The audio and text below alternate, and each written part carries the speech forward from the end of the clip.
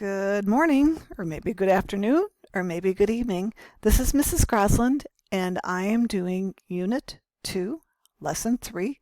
Please join me on page 53 in your textbook. And our ultimate learning target for today is being able to order decimals. And by order, we mean put them in order from least to greatest, or perhaps using a symbol like greater than, less than, or equal to.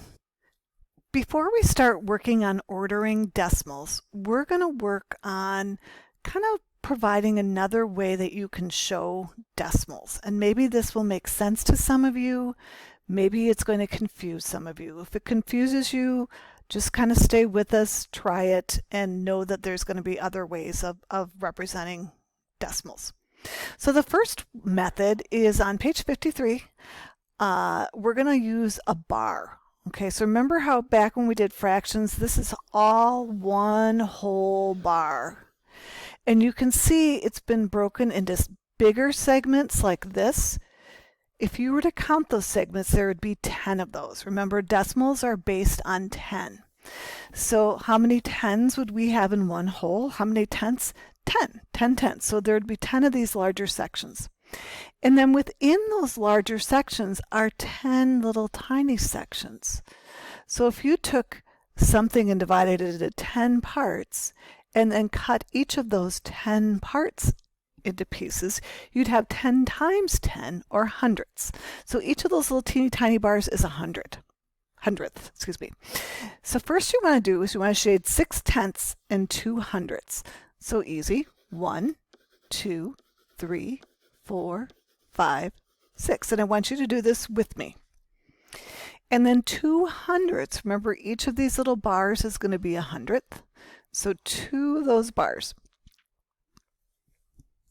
What that drawing you just made is really showing how you did 6 tenths and then you did 2 hundredths. So they're adding extra 0 because this is really 60 hundredths plus 2 hundredths is 62 hundredths. Let's do that with another one. Don't bother erasing yours. I'll just do it up here. Let's say you're going to do, or actually I'm going to make a drawing and I want you to tell me what I have represented.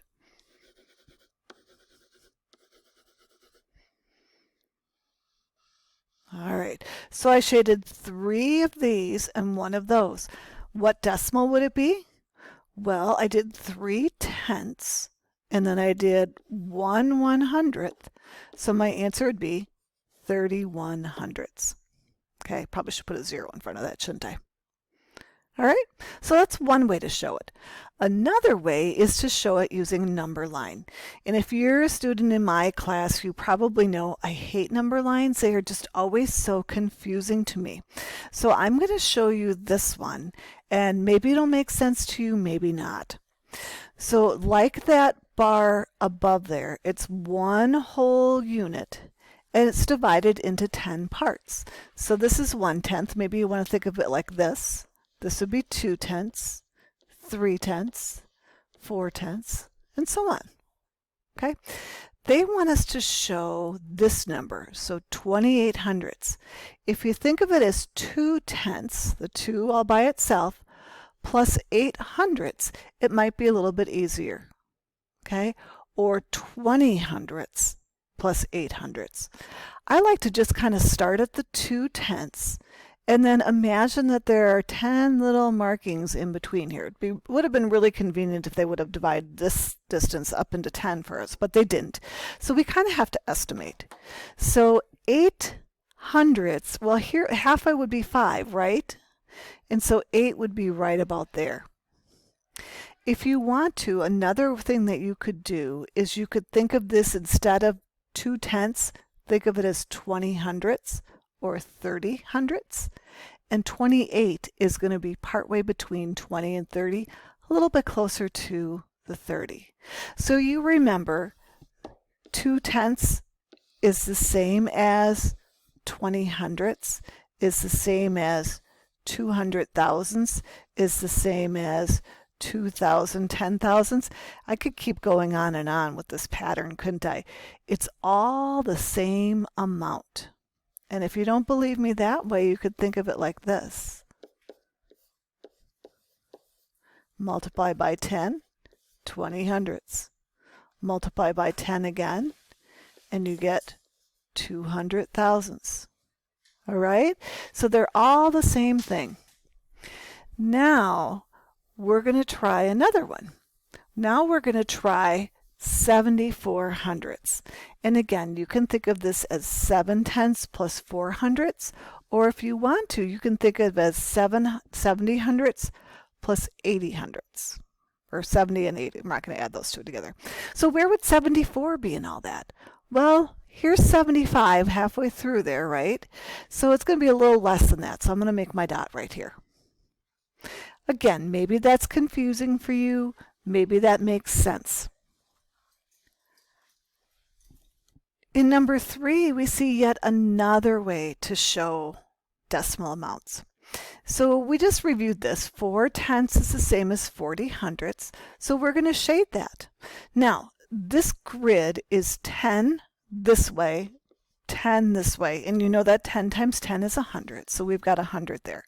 So I'm going to shade it first with 4 tenths. I'm going to shade a column of 10 here. That's 1 10, 2 10s, 3 10s, 4 10s. Okay? Now, if I count each of these little dots, it's going to be 40 hundredths. So each of those little squares is 1 100. A column is 10. You try to shade B for 36 hundredths. You should have something that looks like what I have. Now, I didn't do the greatest job shading in the world, but you should have 36. So you could count 30 and then 6 more, or you could do 3 10s and then 6. All right, this last one is a little bit of a challenge. So they're asking us to do 1 1,000th. So think about it. If I do this, that's 1 tenth, right? 10 out of those 100. If I do just one of those little squares, remember there were 100 squares, so that would be 1 100th. They're like this, right? So 1 1,000th would mean I'd have to cut these squares into 10 pieces. So like imagine this little square cut into 10 pieces, and that would, one of those little dots would be 1 1,000th. Kind of hard to show on a grid like that. Right, hopefully these make sense to you, whether it's the grid, the line, or this bar. Hopefully that's helping you understand decimals a little bit better. Now we're going to move on to how do you tell which decimal is the biggest one. So just to review, inequality signs are like greater than, less than, or equal. And we know that 15 is bigger than 12, so it would be greater than. The point points to the smaller number. This big opening over there is the big number. Sometimes kids make a little Pac-Man and they say the Pac-Man eats the big numbers because he really likes them. Whatever helps. And then 12 is less than 15. Now I'm going to show you 2 strategies, 2 ways that you can compare numbers that are like this. Okay? One way I call the alphabetical way. There's probably a better name for it than that, but when you were in elementary school, you probably were asked to put things in alphabetical order, and you know that you'd start at the left side of the word and you'd work your way to the right. So if we're going to put decagon and desk in alphabetical order, we'd first look at the first letter, and that's the same. Go on to the next one, that's the same. And then here's where they're different. We've got a C and an S, and C comes before S. So I know in the dictionary or in alphabetical order, decagon would come before desk. Same thing. Some kids like to write these going up and down.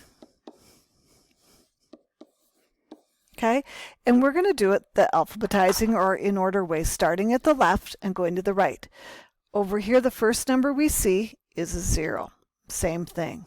Next number we see here is a 6 and a 2, and the 6 is different from the 2, and the 6 is bigger than the 2. So you would say greater than. Now some kids look at that and they just think that is so wrong because they say 6 is bigger than 28. Well, it's 6/10 and 28/100. Here's the other way you can look at that. So maybe instead of just calling it 6/10 and 28/100, maybe you want to change that 6 so that it's hundredths as well. So right here, remember we could put a 0. So now they both are the same length if you look at them lengthwise, and they both are hundredths. So you've got 60/100 and 28/100. 60 is bigger than 28. If you love fractions like I do, think about it like this: 60/100, 28/100. All right, let's try the next one. Take a guess. All right, so if we do the alphabetical way, 0, 0, 2, 6. 2 is less than 6. 2/10 is less than 6/10. And we can just ignore that 8 doing it that strategy. If that bugs you, remember you can add a 0 here, and now it's 28/100 is less than 60/100. All right, let's go on into our textbook. So I think you're going to want to get to this page right here. And in your classroom, your teacher might have you do some work with secret code cards in making those decimals, or maybe you've done that already. That's another way that you could show greater than, less than, or equal. Okay, so let's take a look at number 6.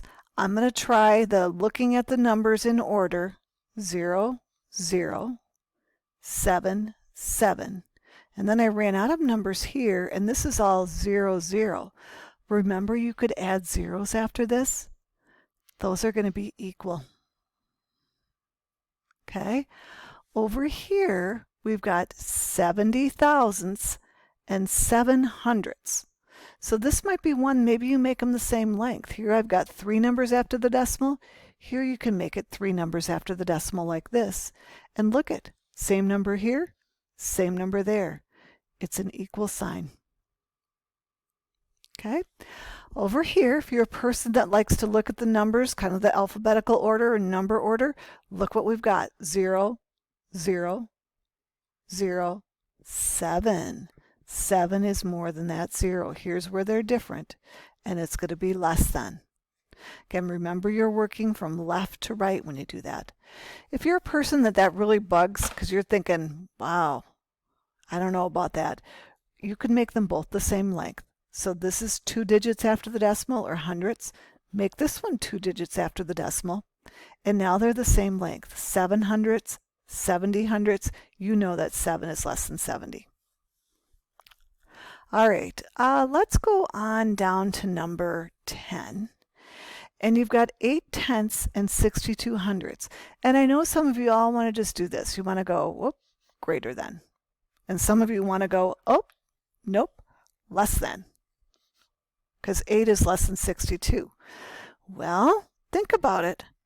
You've got 0, 0, 8/10 is going to be more than 6/10. It is greater than. Or if you're a person that wants to make them the same length, you've got to add a 0 to this to make it out to hundredths. 80 is greater than 62. All right, I would like for you to try, I'd like you to finish that rule. Do 11, 12, and 13. Pause your video and answer those questions. Let's see how you did. So number 11 should be less than, number 12 should be less than, and number 13 should be greater than. Okay, I'm going to give you a little challenge problem down here. All right, here you go. See if you can get this. On the left, we have 1 and 6/10. On the right, we have 1 and 13,296 hundred thousandths. Tenths, hundredths, thousands, 10,000s, 100,000s. All right, which is going to be bigger? I'm hoping you did this.